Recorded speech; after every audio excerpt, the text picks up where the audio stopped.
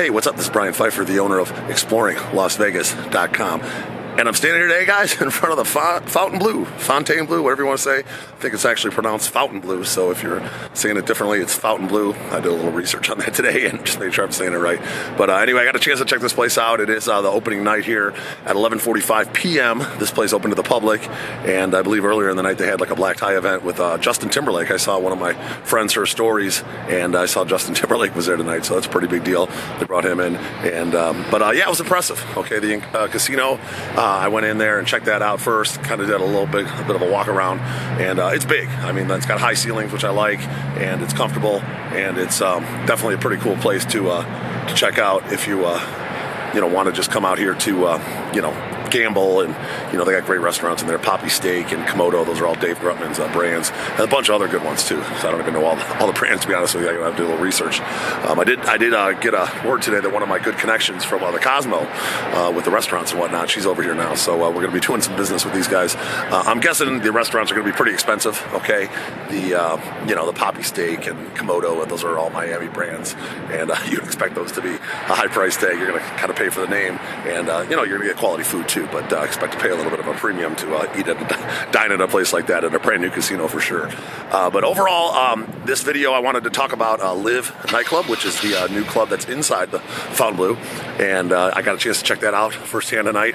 And obviously I'm in the club business. I do bottle service, and can help you guys out with tickets and Guestlist if you guys need that as well. I can pass you along to my connections, but I'm mainly going to talk about the bottle service and the club itself, and kind of my real opinion. Okay, so this is going to be a little bit of a video about the LIV Nightclub and a review of that. Dave Grutman, the owner, was there. I saw him. I didn't really get a chance to talk to him or anything. I don't know him personally, but he was there. I saw him for sure. I know who he is. So and he was there hosting. A lot of people in there. I always laugh at these opening parties. It's like I was one of the I was a promotion manager for Hakkasan when we opened that up, and I think I was over at Zook or maybe Omnia for one of the other openings, but it's always the same. Like it's all these people that are locals. I think a lot of them are, and you never see these people at the nightclubs. Okay, it's like they only come out for like the opening parties, and where they're going to get free stuff, and then you never see them again. So I'm more the guy that deals with the paying customers, and I'm there all the time, hosting them and whatnot. So that's where you'll find me most of the time. So everybody knows me because I'm out all the time, where these people are out like one time a year. So it's kind of funny.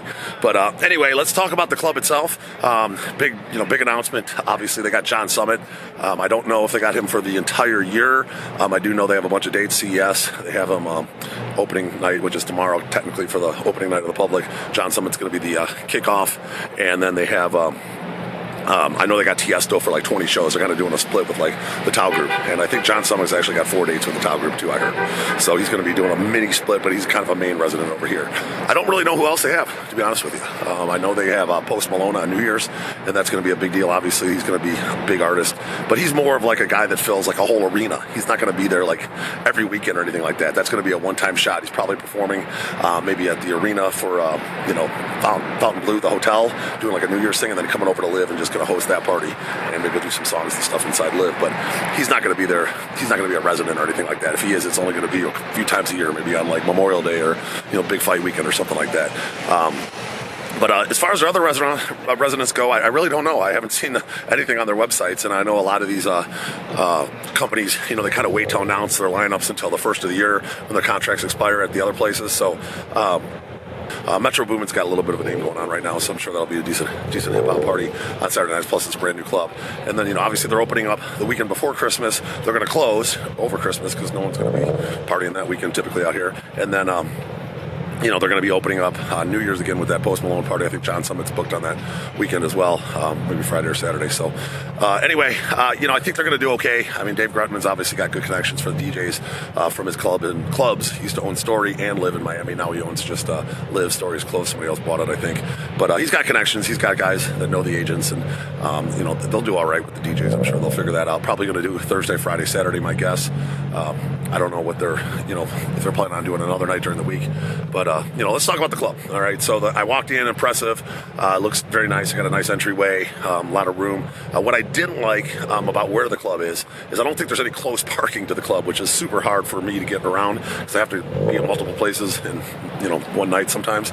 And it's hard for me to get in and out of places sometimes with, concerts and whatnot, get stuck in parking garages, traffic, etc. And I love like XS. I can get in and out of there quick. The parking garage is right in front. Even Hakkasan has a valet on the side, in and out quickly now. It wasn't like that when it first opened, but they added that later. So we'll have to see what these guys are going to do, because I didn't see a parking lot anywhere near the club. The casino's massive, and you got to go up 2 escalators to get to the club. So that was already kind of one negative for me there. But you walked in, impressive layout. Okay, they know how to build a club. Obviously, Dave Grutman has LIV in Miami. It's got LIV vibes. Okay, no doubt. When you walk in, you're going to see what I'm talking about.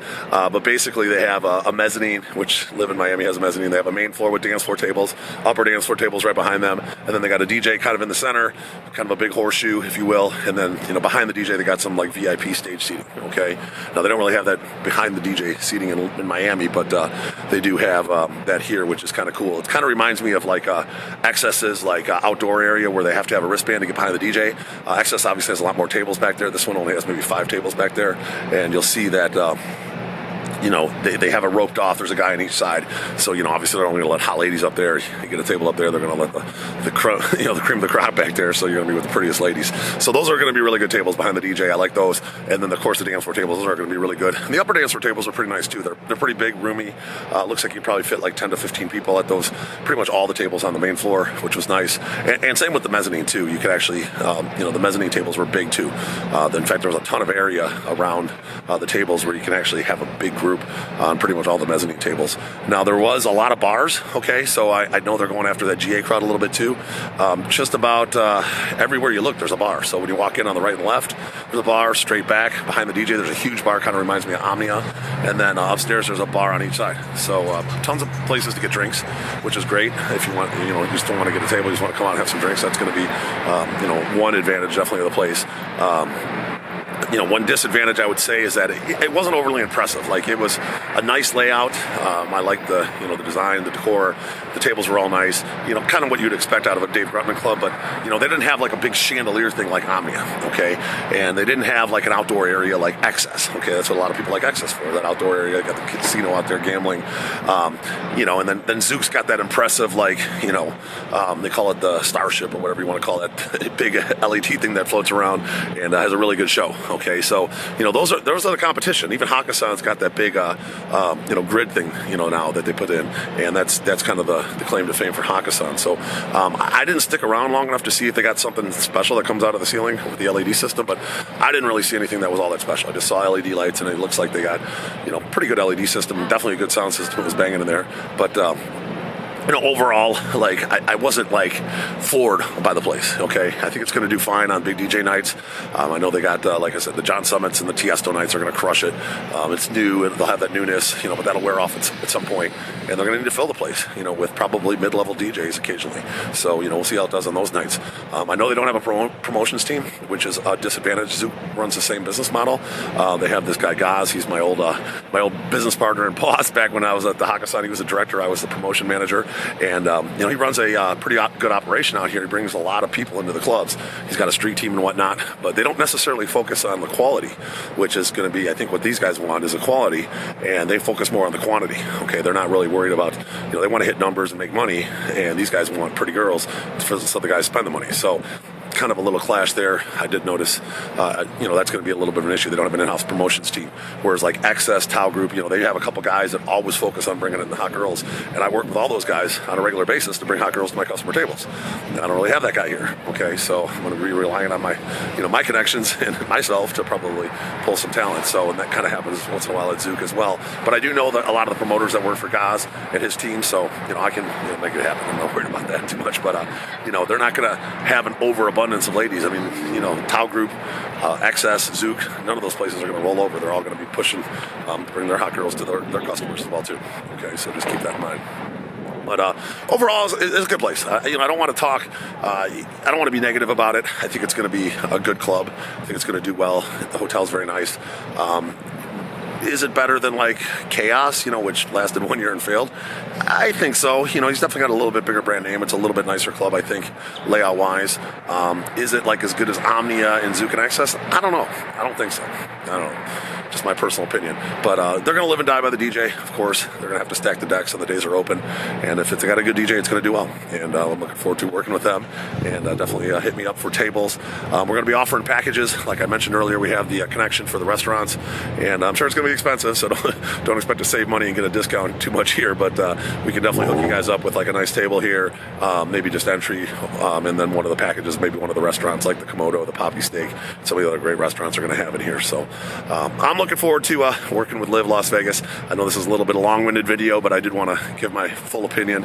I will do a follow-up video once I get a chance to get in there when there's not a bunch of people and smoke in the air. I can get some good pictures of the bottle service sections, and I'll have a nice, nice video out for just the bottle service if you're interested in getting a table and the different sections and the options. Okay, so make sure you hit me up if you like my content. My number is 773-459-8133. And make sure you bang that notifications bell and subscribe to this channel for more. I'm looking forward to working with you out here in Las Vegas. Hit me up for LIV at the Fontainebleau, and I'll talk to you soon. Brian Pfeiffer signing out. Bye.